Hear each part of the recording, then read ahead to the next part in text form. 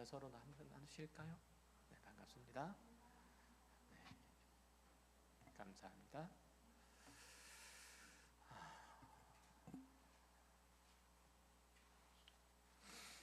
늦게까지 많이 추웠는데 이제 좀 봄이 오는 것 같죠? 꽃도 피고 또 바람도 많이 매서워지는 것이 좀 둔해진 것 같습니다.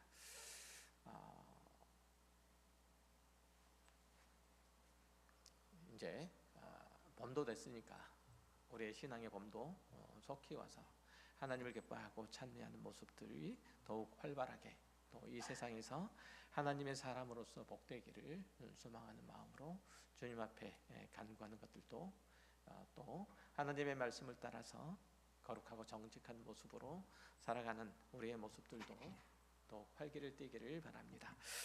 오늘 말씀 함께 나누도록 하겠습니다. 지난 시간까지 주기도문의 7개의 청원 모두 다 살펴봤죠. 그리고 오늘은 주기도문의 마지막 부분인 송영을 통해서 하나님의 은혜를 나누도록 하겠습니다. 주기도문의 송영은 바로 이 부분이죠. 나라와 권세와 영광이 아버지께 영원히 있사옵나이다 라는 대목이에요. 그러니까 이 내용은 우리가 보는 것처럼 괄호 안에 들어가 있습니다. 그것은 마태복음이 처음 쓰여졌을 때는 이 부분이 없었는데 나중에 첨가되었다는 것을 말해줘요. 그러니까 나중에 기독교회가 공예배에 기도를 할 때에 이 기도문의 내용들을 이제 기도문에 사용하느라고 덧붙였다는 얘기죠. 그러니까 이스라엘의 전통적인 기도의 형식이 그렇게 되어 있어요. 어떻게 되어 있냐면 처음에는 하나님을 경배하는 기원으로 되어 있고 마지막에는 하나님께 영광을 올려드리는 송영으로 끝나기 때문에 거기에 맞춰서 그 형식에 맞춰서 주기도문으로 이 공예배의 기도문을 삼느라고 이 기도문의 형식이 이렇게 마지막 송영으로 끝나게 되어 있다는 얘기예요. 이해되셨어요? 그러니까 원래 마태복음 원문상에는 없었던 건데 이게 나와 있어요. 그래서 보면 마태복음 사본들 중에서 가장 오래된 사본에는 이 가로 안에 있는 내용이 사실은 없어요. 그렇다고 해서 놀라실 필요는 없어요. 우리가 예배할 때 암송하는 이 주기도문과 그리고 이제 마태복음 6장에 실려 있는 주님께서 가르쳐 주신 기도가 다른 게 하나가 있는데, 물론 이제 지금 우리가 기도하는 주기도문에는 그 내용이 없어요. 하지만 이전에 개역개정의 성경에서는 뭐가 있었냐면 대개라는 부사가 붙어 있었어요.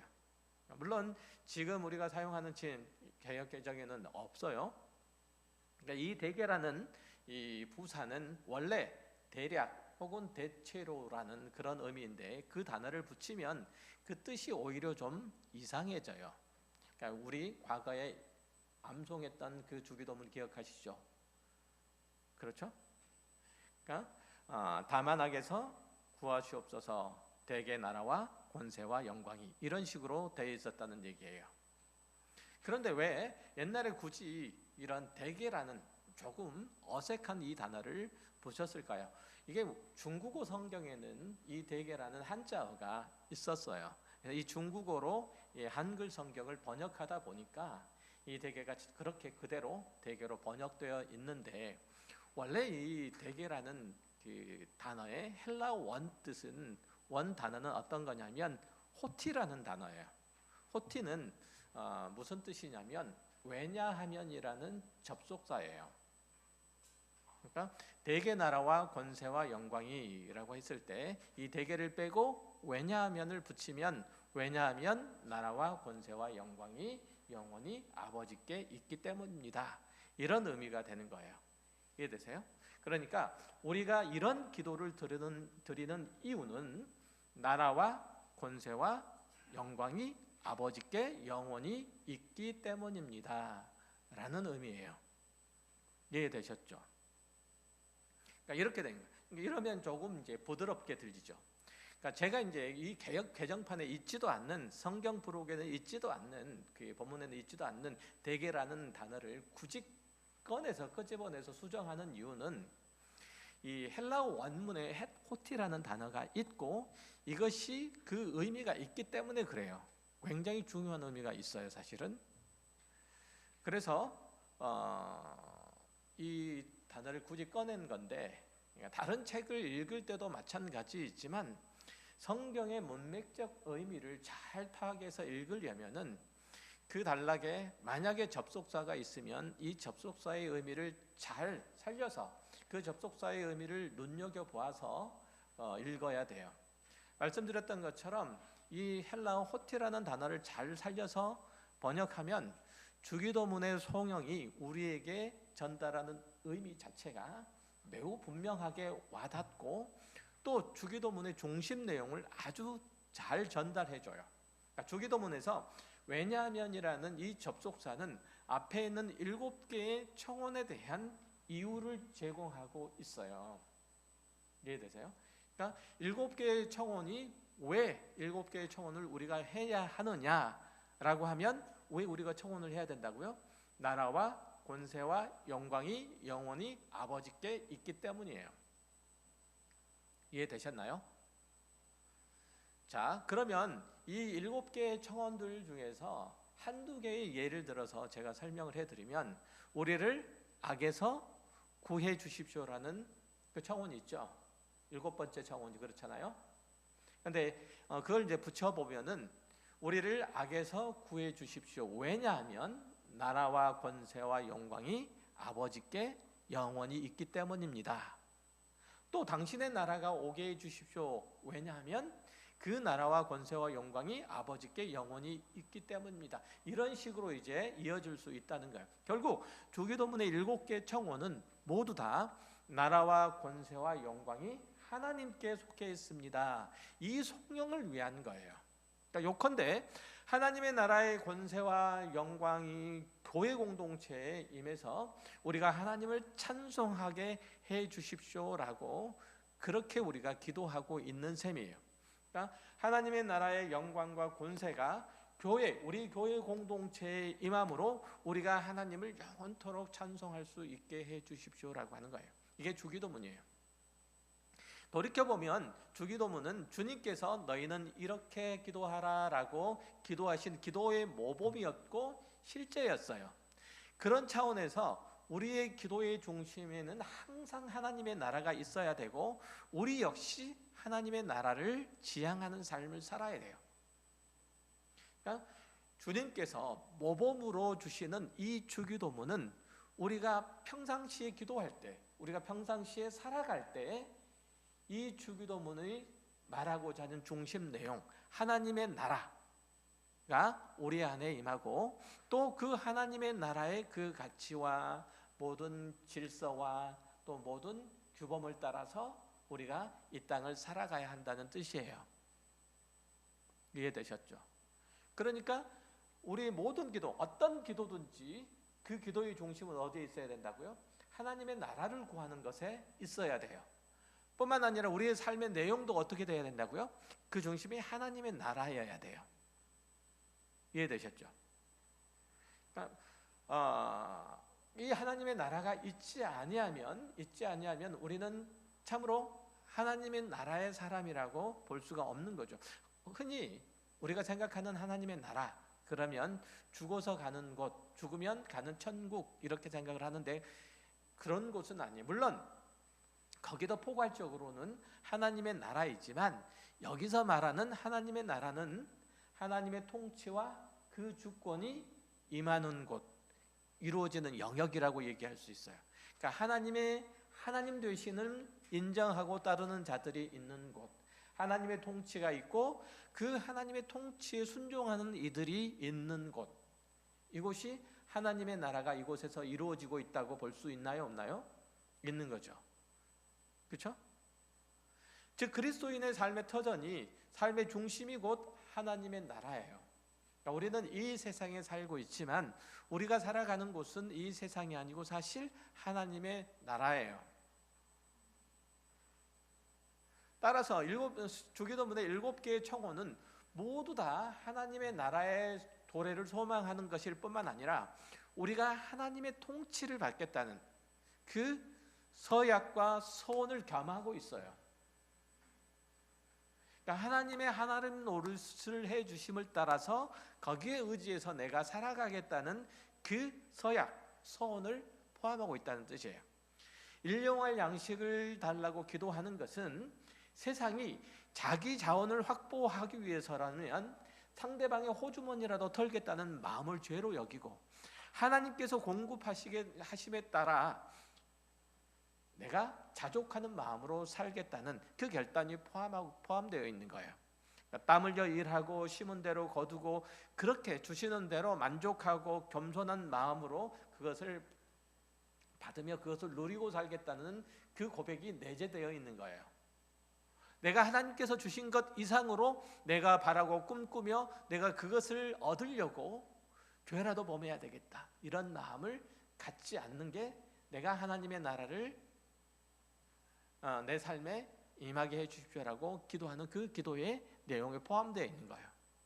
그런 의미에서 하나님의 나라는 항상 자기 부인이 요구돼요. 그러니까 세상은 내가 주인이 되죠, 내가 왕이 되어서 내 마음대로 사는 곳이지만 하나님의 나라는 그 주권과 통치 아래서 그 뜻에 순종하면서 살아가는 이들이 누리는 나라예요. 그러니까 세상은 만몬, 돈, 이것을 무기 삼아서 자기 마음대로 하고 또 그렇게 자기의 육신이, 자신의 육체가 영원히 살기를 꿈꾸지만 하나님의 나라의 사람은 하나님을 경외하고 순종하며 형제 사랑하기를 자신처럼 하려고 부단히 예를 쓰는 그런 사람들이에요. 하나님의 나라의 사람은 만모니즘을 거부하고 자족하는 마음과 감사와 나눔의 생활들을 하는 사람들이 하나님의 나라 사람들이에요. 왜냐하면 나라와 권세와 영광이 영원히 아버지께 있기 때문이에요.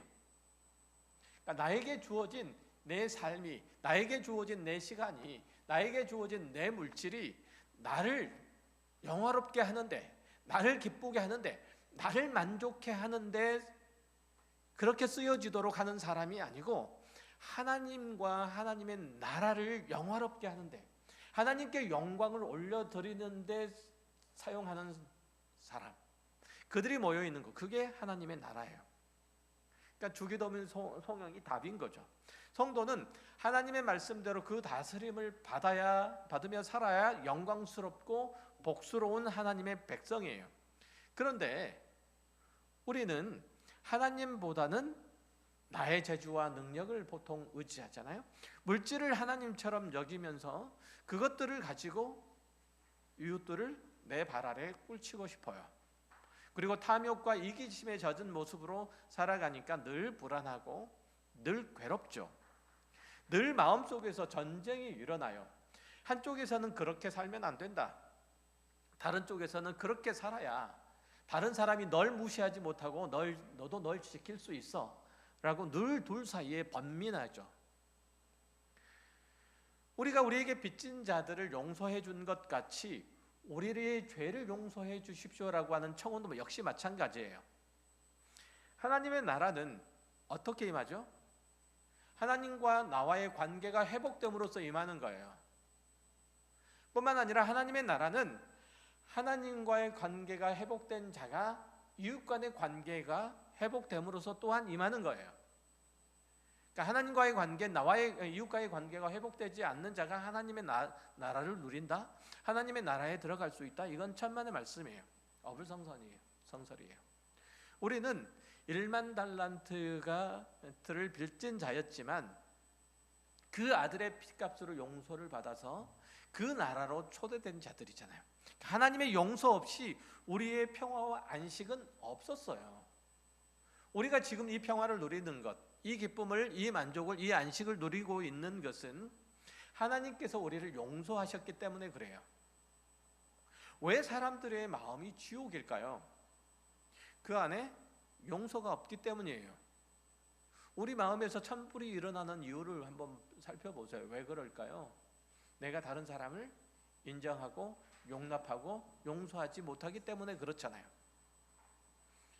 그러니까 그 안에 용서가 없기 때문에 사람들의 마음은 늘 지옥일 수밖에 없어요. 하나님의 용서를 얻지 못했고 그 용서가 이웃에게로 이어지지 못했기 때문에 우리는 늘 힘들게 어렵고 그리고 우리는 불행하게 살아가요.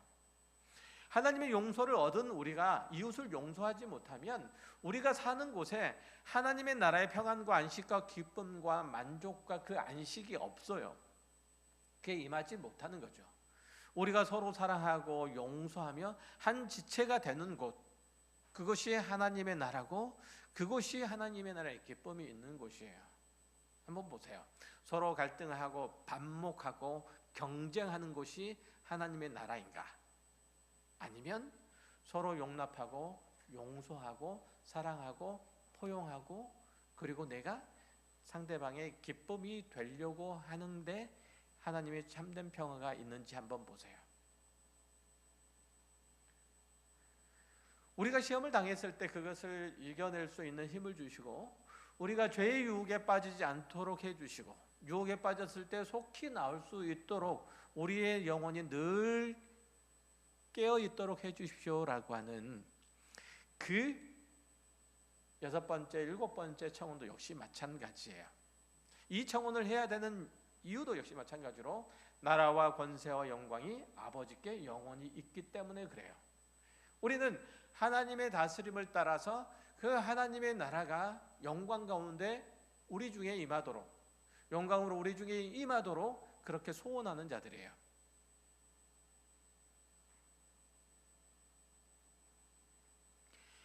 우리는 하나님의 통치를 받고 살아갔지만 또한 이 땅에서 사는 동안에 늘 사탄의 유혹에 계속 노출되고 있는데 거기서 복종하지 않겠다는 서약이자 청혼이 바로 6번째, 7번째 서약이고 청혼이잖아요. 우리는 하나님의 나라의 백성인데 사탄의 꾀임에 빠져서 죄에 처할 수는 없는 거잖아요. 그래서 하나님의 은혜의 힘으로 나로 하여금 사탄의 유혹에 빠지지 않게 해달라는 간구예요. 뿐만 아니라 내가 사탄의 유혹에 빠져서 죄를 범치 않겠다는 하나님 앞에서의 서약이에요. 이처럼 주기도문의 서원, 모든 서원과 청원의 내용을 받아서 그 기도의 가치와 목적으로 데려가는 부분이 바로 송영인 거예요. 그것은 우리가 하는 다른 모든 기도들도 마찬가지예요. 말씀드렸던 것처럼 주기도문 할 때뿐만 아니라 우리가 기도하는 모든 기도의 핵심은 하나님의 나라가 그리고 그 나라의 통치가 우리 삶의 모든 영역에 임하도록 해주십시오라고 하는 거예요. 그것만큼 그리스도인에게 복된 것은 없어요. 더 영광스러운 일들은 없어요. 더 자랑스러운 일들은 없어요. 그럼 우리의 모든 기도의 내용들이 그래야 되는 거예요. 그러니까 하나님의 나라와 그 나라의 권세와 영광이 오직 하나님께만 돌려지도록 기도하는 것, 이게 우리의 모든 기도의 귀결이에요. 또 그렇게 기도하는 것은 그렇게 내가 그런 삶을 살겠다는 그런 의미이기도 하죠. 그런 고백이기도 하죠. 하나님의 나라와 권세와 영광을 위한 삶, 그것이 그리스도인 삶의 목표고 또 내용이어야 된다는 거예요. 모든 성도는 그것을 위해서 부르심을 받았어요. 아니, 내가 노력하고 애써 이룬 건데 그걸로 하나님의 그것을 하나님의 은혜로 여기고 하나님께 그 영광을 돌리라고? 윗사람 눈치도 보기 힘든데 내가 하나님 앞에서 하나님의 눈치까지 봐야 돼? 하나님이 나에게 주신 삶이라며 그러면 왜 내 마음대로 그 인생을 못 살아? 하나님은 왜 내게 시시콜콜 간섭하시고 당신께 순종하라고 해? 이렇게 생각하시면 곤란해요. 하나님은 지극히 높으시고 영화로우시고 거룩하신 분이시지만 또한 우리를 그 은혜와 사랑과 자비로 보살피시는 하나님이세요. 그분의 영광과 권세 아래 살아가는 것이, 그분의 통치 아래 살아가는 것이 곧 그 자녀로서, 그의 백성으로서 복된 삶이에요. 그런 삶이 안전하기 때문에 그래요. 그런 삶이 평안하기 때문에 그래요. 하나님께서 굳이 너는 내 아래 있어야 된다라고 말씀하시는 것은 하나님은 우리를 당신의 자녀로 여기시기 때문에 그래요. 우리가 세상 안에서 세상 가운데 살면서 세상의 모든 유혹과 시련에서 견디며 그 모든 불편부당함과 결핍 속에서 우리가 이겨낼 수 있는 힘들이 오직 하나님께만 있기 때문에 그래요. 우리의 모든 불행과 우리의 모든 비참함에서 벗어나는 길들은 하나님께만 있기 때문에 너는 내 안에 있으라라고 말씀하고 계시는 거예요. 이걸 잊으시면 안 돼요. 그러니까 여러분이 사시려면 하나님 안에 계셔야 돼요. 하나님의 통치 안에 있어야 돼요. 하나님의 말씀에 순종해야 돼요. 귀찮게, 힘들게, 어렵게 내가 왜 하나님의 말씀에 굳이 순종하며 살아가야 되냐. 그게 굉장히 힘든데, 그렇잖아요. 많이 감수해야 되고 많이 노력해야 되고 또 많이 어떤 의미에서는 고생스러울 수 있는데, 그럼에도 불구하고 하나님께서 왜 나에게 하나님의 말씀을 들이대면서 그 말씀을 주시면서 너는 이 말씀에 나오는 대로 살아야 돼라고 말씀하시냐면, 거기에 우리의 안전이 있기 때문에 그래요. 거기에 우리의 평안이 있기 때문에 그래요. 거기에만 있기 때문에 그래요. 우리는 굉장히 눈이 근시안적이어서 바로 눈앞에 있는 이익밖에 보지를 못하지만 하나님께서는 우리의 영혼을 정하신 분이세요. 그리고 영원까지 우리와 함께 하시는 분이세요. 함께 하실 뿐만 아니라 영원까지 우리의 아버지세요. 그래서 우리가 하나님의 말씀에 순종해야 되는 거예요. 하나님은 우리를 다스리시고 지키시고 인도하신 분이시지만 그 일로 인해서 우리를 복되게 하시는 분이세요. 이걸 잊으시면 안 돼요. 이걸 놓치시면 안 돼요. 하나님 괜히 간섭하신다 이렇게 생각하시면 안 되고, 괜히 나에게 짐을 더 얹어주신다 그렇게 여기시면 안 돼요. 하나님이 뭐가 모자라서 우리를 통해서 영광을 받으셔야 하고 그 권세를 인정받으셔야 하는 분일까요? 뭐가 모자라서? 하나님은 우리가 없어도 지존하시고 영화로우신 분이세요. 우리가 없어도 하나님이 온 세상과 만물과 그 속에 있는 것들 다 창조하신 분이시고 그 모든 것들을 삶의 그 모든 것들의 가치와 의미를 정하시는 분, 처음과 끝을 정하시는 분이세요. 우리가 없어도.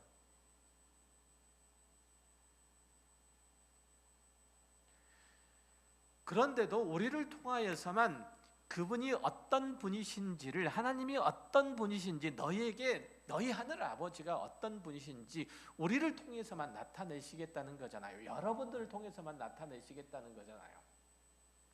얼마나 감사하고 영광스러운 일이에요. 이걸 인정하지 못하고 믿지 못하면 방자에 행할 수밖에 없고, 어려움을 당하면 그것이 죄가 될지라도 내 방법으로 해결할 수밖에 없어요. 어떤 사람들은 하나님께 용서만 구하면 다 눈 감아 주시니까 그냥 지금은 네 내키는 대로 해. 그러고 난 다음에 나중에 회개하면 돼. 전혀 문제가 될 게 없어. 그렇게 하나님께 불순종하죠. 이런 사람은 사랑의 하나님도, 거룩하신 하나님도 제대로 만나지 못한 사람이에요. 자기 죄에 대한 진노의 형벌을 그 독생자이신 아들에게 다 쏟으시고 이루신 하나님의 사랑이에요. 하나님의 구원이에요.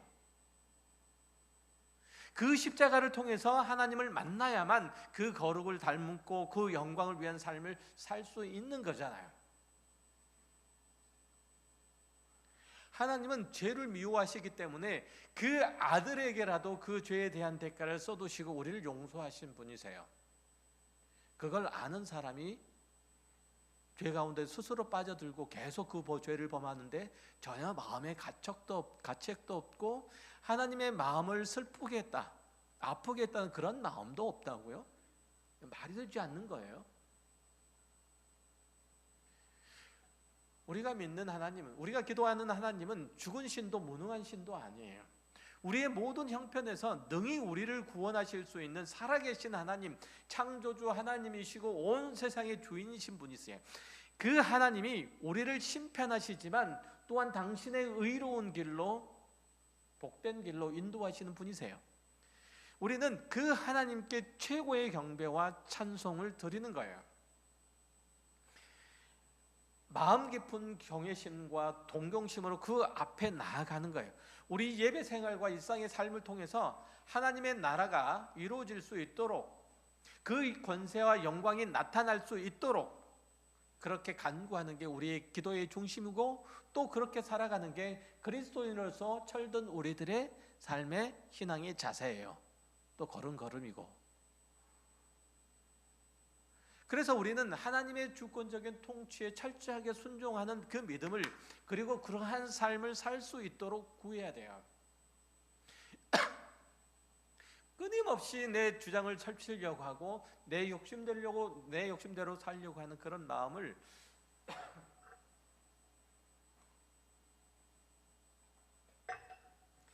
제어할 수 있는 그런 힘을 주시도록 간구해야 돼요. 자기를 부인하신 예수 그리스도의 순종을 배울 수 있도록 지혜와 능력을 달라고 기도해야 된다는 뜻이에요. 하나님의 뜻을 올바로 분별하고 따를 수 있는 분별력과 하나님을 아는 지식을 달라고 그렇게 요청해야 돼요.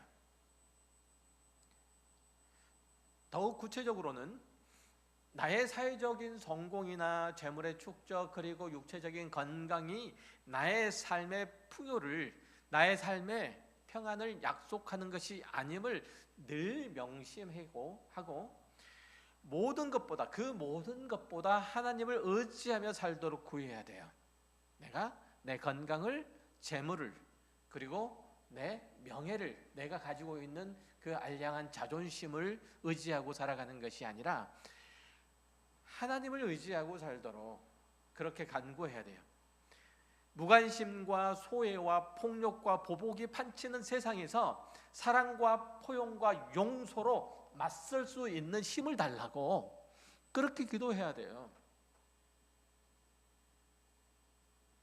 내 안에 있는 상처와 분노와 억울함과 미움을 그리스도의 보혈로 씻어 정결케 하시고 하나님의 전능하신 손으로 만지셔서 그 모든 상처와 그 죄악된 흔적을 제거하시기를 간절히 바라야 되는 거예요.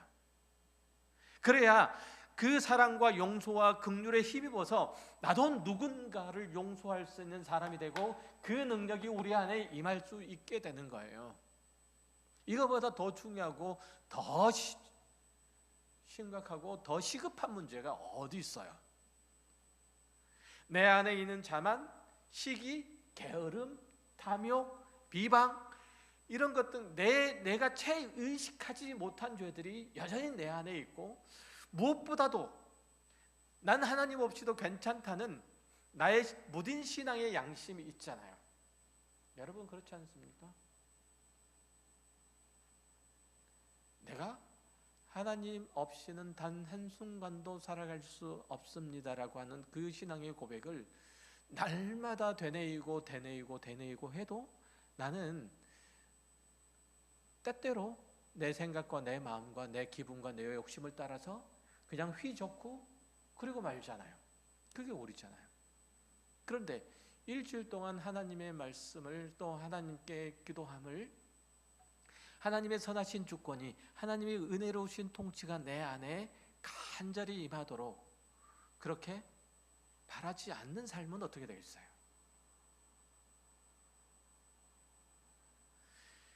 이런 작은 죄들을 용서를 구하고, 또 내가 하나님 앞에서 연약한 것들을 하나님께서 채우시도록 그렇게 하나님 앞에 간구하고 하나님의 능력과 하나님의 공급하심을 받아야 내가 이 세상에서 좌절하지 않을 수 있는 거예요.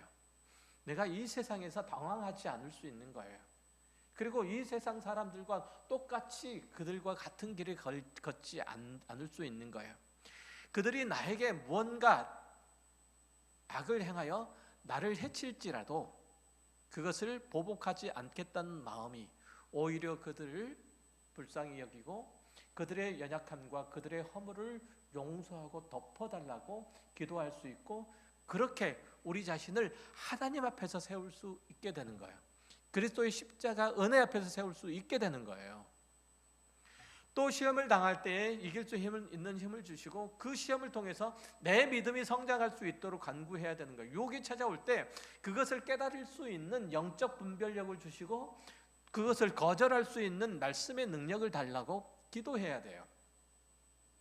아버지 하나님께 대한 예수 그리스도의 순종과 충성과 사랑을 배워서 악한 자의 유혹을 물리칠 수 있도록 해달라고 여러분 구하셔야 돼요. 기도하셔야 돼요. 기도 안 하시면 안 돼요. 큰일 나요. 기도하시면 없던 돈도 생깁니다. 기도하시면 없던 건강도 생깁니다. 기도하시면 다른 사람의 없던 관심도 생깁니다. 이게 아니고 기도하시면 하나님의 권세와 영광이, 그의 나라가 우리 가운데 임하는 거예요. 그래서 세상이 우리가 하나님의 자녀인 것을, 백성인 것을 알게 되는 거예요. 하나님께서 아브라함을 부르셔서 그에게 복을 주신 내용이 뭐예요? 내가 너와 함께 하겠다. 내가 너와 동행하겠다 라는 거죠. 그래서 너를 보는 자가 복을 받고 너를 인정하지 못한 자가 저주를 받도록 하겠다라고 하시는 게 하나님의 약속이었잖아요. 너를 통해서 하나님을 보는 자는 복을 받고, 복을 받은 자요, 너를 통해서 하나님을 보지 못한 자, 저주를 받은 자다 라고 하겠다는 하시는 그 약속의 말씀이 하나님께서 아브라함에게 주신 약속의 내용이에요. 우리를 통해서 하나님을 만나는 자가 복된 자요, 우리를 통해서도 하나님의 은혜로우신 그 일하심을 보지 못한 자가 저주를 받은 자다 라고 하는 게 여러분 각자를 하나님께서 부르시는 목적이래요. 하나님의 나라와 권세와 영광이 아버지께 있음을, 그리고 아버지 안에 있는 나를 통해서, 여러분을 통해서 이루어짐을 세상이 다 알게 하시겠다는 거잖아요.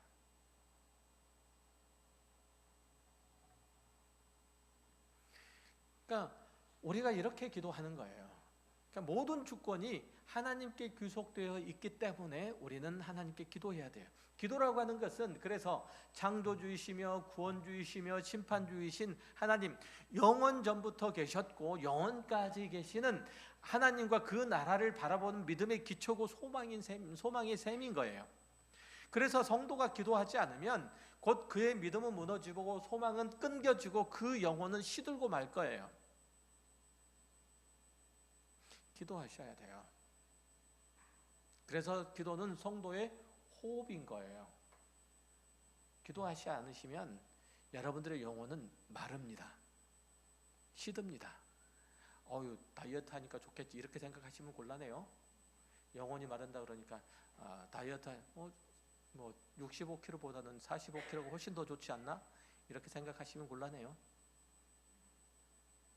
사실 유한한 인간에게는 영혼이라는 개념이 없어요. 그래서 눈에 보이는 것에 끌려다니기 마련이에요. 그렇지만 영원하신 하나님과 그 나라를 믿는 사람은 눈에 보이는 것에 자기 앞에 놓인 현실을 휘둘리지 않는 사람이에요. 거기에 자기의 운명을 맡기지 않아요. 왜냐하면 그 모든 것 위에 계시는 하나님이 계시기 때문에 그래요.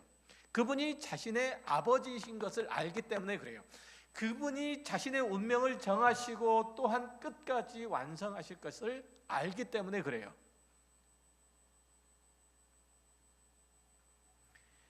사람이 왜 낙심하고 좌절하고 두려워할까요? 왜 욕심에 끌려다니고 자존심 상하는 것을 못 참아 할까요? 그에게는 현재가 다이기 때문에 그래요. 하나님께서 주신 선물로 영혼을 소유하지 못한 사람은 자기 앞에 놓인 현재의 목숨을 걸고 거기에 일희일비할 수밖에 없어요. 그들에게 오는 세상, 즉 내세라고 하는 건 없잖아요. 그들은 영혼이라는 게 없어요. 그래서 지금 누릴 수 있는 만족과 기쁨과 평안과 이런 것들을 보장받기 위해서 애를 쓸 뿐이에요. 하지만 성도는 영원을 일구는 사람들이에요. 그래서 영원히 계시는 하나님을 의지하고 순종하며 충성하며 살아가야 되는 거예요. 우리는 영원히 계시는 하나님께 잇대어 있는 자들이에요. 거기에 생명을 붙이고 사는 자들이에요. 그래서 그 기도도 그 우리의 삶의, 우리의 영혼의 중심이신 하나님을 중심으로 바꿔야 되는 거예요. 또 그렇게 살려고 애를 써야 되는 거예요. 입으로는, 마음으로는 하나님의 나라를 구한다고 하면서 실제로는 세상을 향해서 내 삶은 달려가고 있다면 그건 하나님을 가볍게 여기는 거고 또 자신을 기만하는 거예요. 그래서 앞에서 말씀드렸던 것처럼 주기도문은 청원이면서 동시에 서약인 거예요. 주기도문은 우리에게 적극적인 제자도를 요구해요. 나라와 권세와 영광을 아버지께 드리는 삶을 위해서 부지런히 예수를 따르라는 거예요.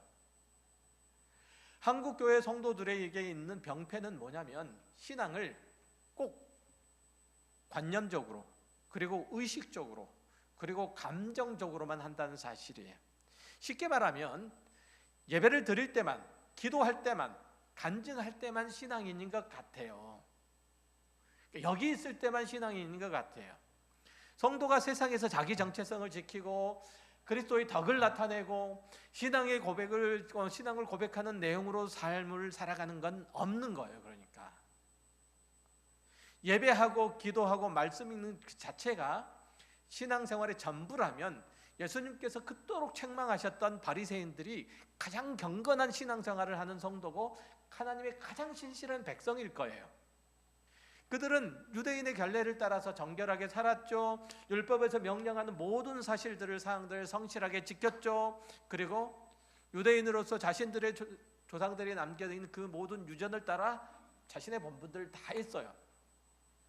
그러나 선지자 이사야의 탄식처럼 바리새인들은 그 겉보기로는 하나님을 공경하는 듯 했으나 그 마음으로는 하나님과 멀었어요. 그들의 삶으로는 그렇게 안 살았어요. 그러니까 종교 의식을 넘어서 또 겉으로 나타나는 경건을 넘어서 술, 담배를 안 하는 것을 넘어서 성령을 충만함을 받아야 되는 거예요. 술, 담배를 안 하는 게 아니라 술을 안 마시는 게 문제가 아니고 성령 충만함을 받으라는 거예요. 술 취하지 말라 이는 방탕한 것이니 성령을 충만함을 받으라고 하니까 술을 안 취하면 되는구나 이렇게 생각하시면 곤란한데 성령 충만하라는 말씀을 하시려고 술 취함을 갖다 놓은 거지 술 취하지 말란 얘기를 하려고 성령 충만을 갖다 놓은 건 아니잖아요. 이해하시죠? 근데 우리는 거꾸로 생각해요. 술 취하지 않으면 다라고 생각해요. 그러니까 방탕하게 살지 않는 삶이 살아가는 것이 그리스도인인데 우리는 그렇게 생활하지 않는다는 얘기예요. 그러니까 술 취하지 않는 것을 넘어서 성령 충만함을 배워야 되고요. 주일 성수하는 것을 넘어서 주일에 하나님과 사귀고 그리스도를 배워야 하는 거예요. 11조 하는 것을 넘어서 교회와 성도들을 사랑해야 되는 거예요. 자기를 부인하고 자기 십자가를 지고 그리스도를 따르는 제자의 삶을 살기 위해서 반드시 이 주기도문을 따라서 기도해야 되고 그 기도의 내용이 성취되도록 소원을 두고 자신의 삶을 하나님께 드릴 수 있어야 돼요. 나라와 권세와 영광을 위해서 살아야 돼요. 주기도문의 암송은 예배나 모임의 마침을 얘기하는 종소리와 같은 게 아니에요. 예배 마칩니다. 뚜껑 딱 덮는 것처럼 주기도문을 마치겠습니다. 이게 아니란 말이에요. 요즘 기독교인 된 것이 스스로 자랑스럽고 대견하게 여겨지시는 분들이 아마 거의 없을 거예요. 연일 뉴스에서 떠드는 얘기들이 어느 목사, 어느 교회인데 참 마음이 무겁고 안타깝고 아파요. 전직 국회의원인 유력한 정치권 인사가 요즘 나오는 얘기잖아요. 성폭력 혐의로 조사를 받고 있다고 매스컴에 오르내리고 있는데 그분이 교회 집사예요. 지금 장로가 됐는지 모르겠는데 아마 그게 이제 그리스도의 교회이기 때문에 아마 장로가 없을 건데 어쨌든 그의 아버지도 국회의원이었고 또 목사였어요. 물론 표를 얻으려고 한 거지만 그가 이제 여기저기 돌아다니면서 교회를 돌아다니면서 그 아버지와 가족과 함께 하신 하나님에 대해서 소위 간증이라고 하는 것도 하신 분이에요. 그가 하나님을 하나님으로 인정하고 그리스도의 제자로서 살았다고 그렇게 보여주지는 않아요. 제가 이제 TV에 나와서 그분이 하는 얘기들 들어보면 TV 뉴스에서 비춰주는 모습들을 보면 그래요. 부자였고 국회의원이었기 때문이 아니라 그의 평소 행보와 그의 발언을 보면 충분히 그렇게 짐작이 돼요. 한 정치인을 평가하려고 하는 게 아니에요. 한 사람의 그리스도인을 그냥 구렁텅이에 집어넣으려고 하는 게 아니에요. 바로 우리 자신을 그렇게 주목해 보자는 거예요. 왜 그가 그리스도인으로 실패하게 되었을까? 시험에 빠지지 않도록 해주십시오라는 이 청혼을 자기 서약으로 자신의 삶의 목표로 삼지 않았기 때문에 그래요. 나라와 권세와 영광이 영원히 하나님께 있습니다 라는 그 송영을 자신의 삶의 예배와 찬양의 내용으로 삼지 않았기 때문에 그래요. 우리도 역시 마찬가지잖아요. 가정과 직장에서 이웃에서 하나님의 공의를 따라서 행하고 자기를 부인하기를 매 시간 매 사건마다 하지 않으면 우리 역시 무너지고 말아요. 물질을 숭배하기를 멈춰야 돼요. 자기 부인하기를. 그래서 애를 써야 되는 거예요. 내 자존심을 내세우려고 십자가의 용서를 내팽개치면 안 돼요. 내 기분에 따라 사느라고 다른 사람을 괴롭게 하면 안 되잖아요.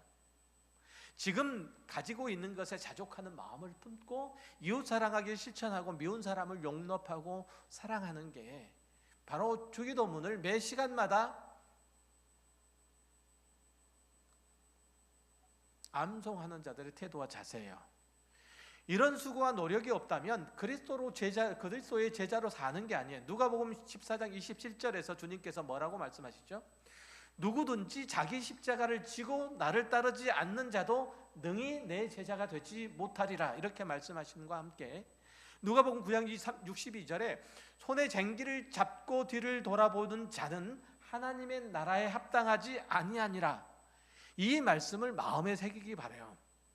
아니 여러분의 눈에 가장 잘 띄는 곳에 그 말씀을 좀 붙여놓으시길 바라요. 말씀드렸어요? 누가복음 14장 27절 누가복음 9장 62절 적어놓고 붙여놓으세요. 여러분 눈에 가장 잘 띄는 곳에 책상에다 붙여놔도 되고 뭐 집 어디에다 붙여놔도 되고 차에다 붙여놔도 되고 그럼 매일 읽으세요. 손에 쟁기를 잡고 한눈을 팔면 있죠. 소가 어디로 갈까요? 그렇죠? 손에 쟁기를 잡고 한눈을 팔면 뒤를 돌아보면 소가 어디로 가겠어요? 하나님의 나라를 향해서 갈 수 있나요? 없잖아요. 우리가 하나님의 말씀을 붙잡고 하나님의 백성이 된 건데 내가 자꾸 딴 데를 보면은 내 삶이 어디로 가겠어요? 하나님의 나라를 향해서 가겠어요? 아니면 세상을 향해서 가겠어요? 우리는 하나님의 나라를 향해서 가는 그리스도의 제자예요. 부디 여러분의 삶의 발걸음들이 하나님의 나라를 향해서 있길 바라요. 나라와 권세와 영광이 아버지께 영원히 있습니다라는 고백적 삶을 사시길 바라요. 그래서 여러분의 뒤따라오는 자녀들이 다음 세대가 부디 하나님의 나라로 가는 길을 잃지 않도록 해주십시오. 그 걸음 족족들을 뚜렷하게 남겨주세요. 발자국들을 뚜렷하게 남겨줘서 시간이 지나고 난 다음에도 자녀들이 그 발자국을 찾아서 하나님의 나라로 갈 수 있도록 그렇게 해달란 말입니다. 그렇게 됐을 때 하나님께서 여러분과 여러분 자손 대대로 복을 내리시는 놀라운 기적들을 경험하실 겁니다. 부디 이 험악한 세상이 날이 가면 갈수록 그리스도인들을 우리들을 삼키우는 이 세상이 우리의 신앙과 삶을 더 이상 우리 교회를 그리고 한국 교회를 더 이상 삼키지 못하도록 기도하시고 특별히 기도하시되 무엇을 주기도문의 내용을 따라 그 핵심을 따라서 하나님의 나라가 임하도록 그렇게 간구하시고 하나님의 나라에 속해 있는 그런 하나님의 사람으로서 삶을 사시기를 주의 이름으로 축원합니다. 기도하겠습니다. 하나님 아버지 감사합니다.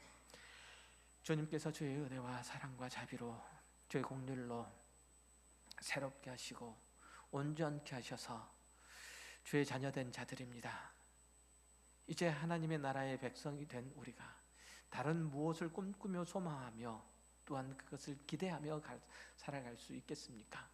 오직 하나님과 하나님의 나라를 소망하고 그 나라를 향해서 가는 것, 영원의 이때에 있는 자로서 하나님의 영원 가운데 거하기를 소망하는 마음으로 오늘을 참고 견디며 부지런히 분투하는 삶을 살아가는 것, 이게 우리의 삶의 이유이고 목표이며 가치일진데, 그렇게 우리 그리스도인 된 정체성을 신실하게 잘 지켜나가는 저희들 되게 하여 주옵소서. 세상이 어떤 모습으로 우리를 향해서 유혹하고 시험에 빠뜨린다고 할지라도 일용할 것들에 감사하게 하시어 주옵시고, 우리가 악에 빠지지 않도록 그렇게 우리를 경성케 하여 하나님의 온전한 사람으로 이 세상을 승리할 수 있게 하여 주옵소서. 귀한 말씀을 허락하여 주셔서 감사드립니다. 예수 그리스도 이름으로 기도했습니다. 아멘. 이제 찬송가